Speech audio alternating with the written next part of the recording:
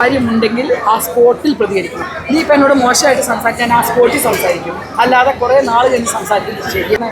ഇന്നത്തെ കാലത്ത് ഈ യുവനടിയല്ല ഏത് സ്ത്രീക്കാണെങ്കിലും യൂട്യൂബ് സർവത്ര സാധനങ്ങളും മീഡിയ എല്ലാം ഉള്ള ചാൻസും കൂടെ എല്ലാം കളഞ്ഞ് ഞാൻ വീട്ടിലിരിക്കാം. ഞാൻ പറയട്ടെ, ഏതൊരാളായാലും ഞാൻ ആരുടെയും പേരെടുത്ത് പറയുന്നില്ല, കുറ്റം ചെയ്തിട്ടുണ്ട് അത് ശിക്ഷിക്കപ്പെടണം.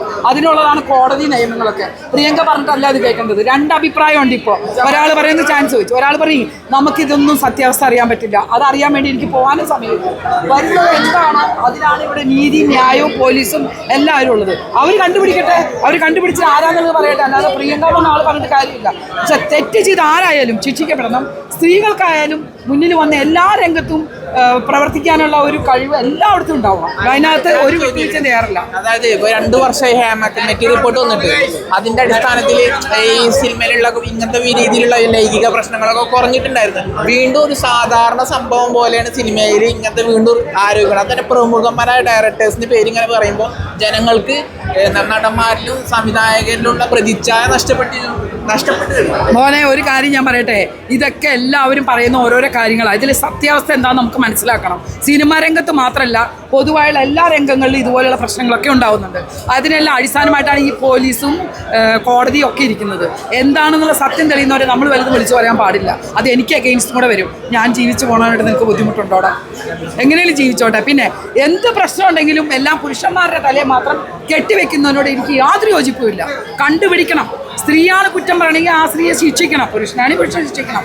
രണ്ടുപേർക്ക് തുല്യമായിട്ടുള്ള കാര്യങ്ങൾ ചെയ്യണം. അല്ലാതെ ഒരാളെ മാത്രം, പുരുഷനെ മാത്രം കുറ്റക്കാരാക്കാൻ ഞാൻ ഒരിക്കലും അതിന് കൂട്ടുന്നില്ല. ഈ രഞ്ജിത്ത് സംവിധായകനെ നടനെ അറസ്റ്റ് ചെയ്യുന്ന കാര്യത്തിൽ എനിക്ക് ഒരു നിലപാടില്ല. എൻ്റെ നിലപാട് ഞാൻ പറയാം. ഇപ്പോഴും ഞാൻ പറയണ എൻ്റെ നിലപാട്, കുറ്റം ചെയ്തിട്ടുണ്ട് അത് തെളിഞ്ഞ് വരുന്നവരെ നമ്മളൊന്നും പറയാതിരിക്കുക. പിന്നെ സിനിമാ ഫീൽഡിലല്ല, ബാക്കി എല്ലാ സ്ഥലങ്ങളിലും ഇങ്ങനെയുള്ള കാര്യങ്ങളൊക്കെ നടക്കുന്നുണ്ട്.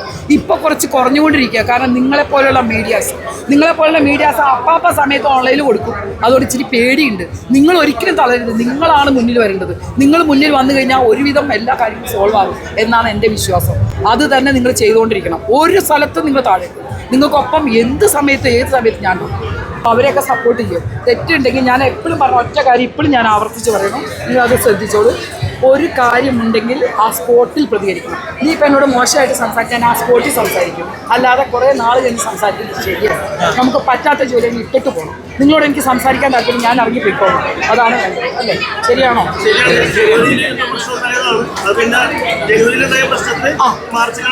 അല്ലേ? അപ്പം എൻ്റെ നിലപാടാണത്. എന്തെങ്കിലും പ്രശ്നം ഉണ്ടെങ്കിൽ സ്പോട്ടിൽ പ്രതികരിക്കാന്നുള്ളത്. അത് അപ്പം പ്രതികരിച്ച് തീർക്കാമായിരുന്നു. ഒരു യുവ നടി എന്ന നിലയിൽ ആ കുട്ടിക്ക് ധൈര്യം ഇല്ലായിരുന്നാണ്.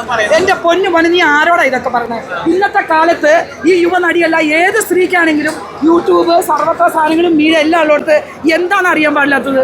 എന്തിനാ അങ്ങനെ ചുമ്മാ കള്ളത്തരം പറയണത്? ഇന്ന് 15 വയസ്സ് കഴിഞ്ഞാൽ ഒരു പെൺകുട്ടിക്കാണെങ്കിലും എല്ലാ കാര്യങ്ങളും അറിയാം. ഞാൻ എവിടെ പോയാൽ തെറ്റാണ്, ഞങ്ങൾ തെറ്റാണ്, ഇതാണ് ഇവർ ചോദിച്ചുകൊണ്ട്. അപ്പം ഞാൻ പറഞ്ഞ അത് ഒരാളും അറിയാതെ പെട്ടുപോണ കാര്യങ്ങളൊന്നുമല്ല.